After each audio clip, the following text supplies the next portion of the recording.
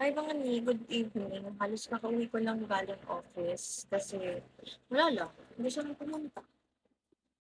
Anyways, kausap ko si AI kagabi. Sabi ko, ano bang magandang gawin na looking back in the future, or in the future, parang babalikan ko to. Kasi I'm in my late 20s na. And parang gusto kong balikan yung mga mistakes ko when I was in my early 20s. Kung ano naman, money realization in my late 20s. Ganun.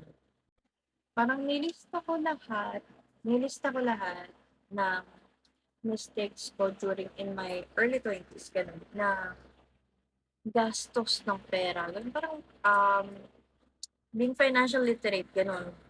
Kasi sa school, hindi tinuturo ang financial literacy, di ba? Hindi, aminin mo, hindi mo alam yun. Pero eto na nga, naglista ako ng mga kamalian ko when I was in my early 20s na kumikita ng malaking pera, gano'n na, malaking pera, basta malaking pera, gano'n. Okay? Okay, let's start with number one.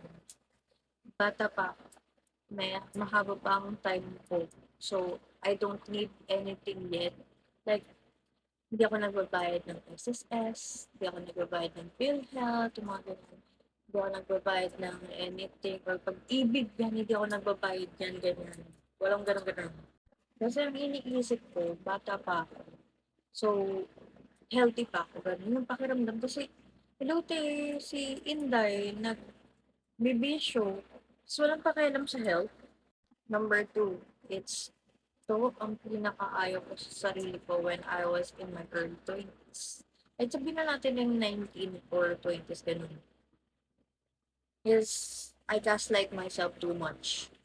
Like, iniisip ko na kikitain ko rin naman yan.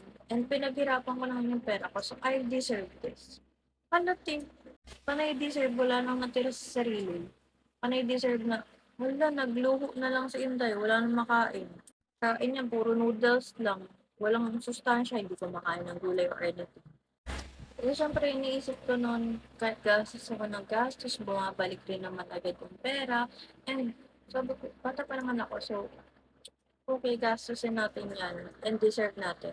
And number three, I really hate is I have FOMO, fear of missing out.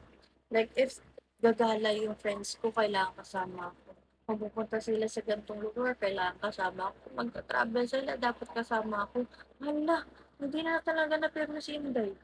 And lastly, and recently lang talaga na na-realize ko na one thing I did very wrong when I was in my early 20s, that I didn't know how to build, or I didn't know about emergency funds.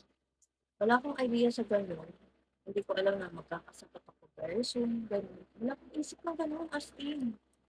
Lately ko lang siya nalaman kasi dahil I'm a financial wealth planner right now. So we do financial literacy in our program or in our team. Siyempre dapat as a financial advisor, dapat you know how to manage your own money, right? Which is, yun ang mali ko when I was in my early 20s. Kasi siyempre, isipin ko na bata pa ako eh. Ba't ko isipin na magkakasakit ako? Di ba? Kasi siyempre nakakatakot, alo, magkaka-stroke or anything, or magkaka-diabetes, or cancer, di ba? Ang taas na ng cases ng cancers ngayon. And lalo na yung CKD, yung kidney chronic Guillain-Barré, yung mga ganong sakit, yung critical talaga. Hindi ko iniisip yan noon kahit puro alak ako, puro bisyo, as in walang tulog, walang tubig nga eh.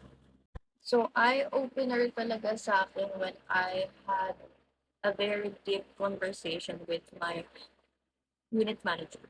Kasi I don't have discipline in my own money or savings. I don't have that. Kasi inisip ko, I've been working for many years now. And until now, wala akong manang, wala akong naipon. Experience lang. So right now, ang mga lessons ko na sana tinuro sa akin when I was in my early 20s Sana tinuturo rin sa school yung financial literacy. Kasi a lot of people right now, or Filipino peoples, don't know about savings or anything. Even investing, even building your emergency fund, wala talagang alam ang mga tao.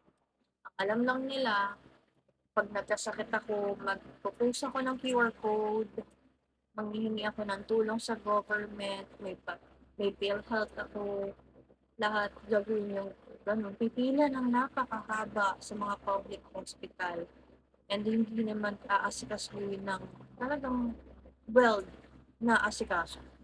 And I hope na this topic na kinukwento ko sa inyo or makakapanood nito na who is currently in their early 20s or nag-start up pa lang sila sa paghanap ng work or meron na silang work right now but don't know how to save or to invest or to make your emergency fund or to plan your future ahead, please first do financial literacy with your selected or your friend na merong alam sa financial literacy, or you can also message me also to help you start your future rin as well.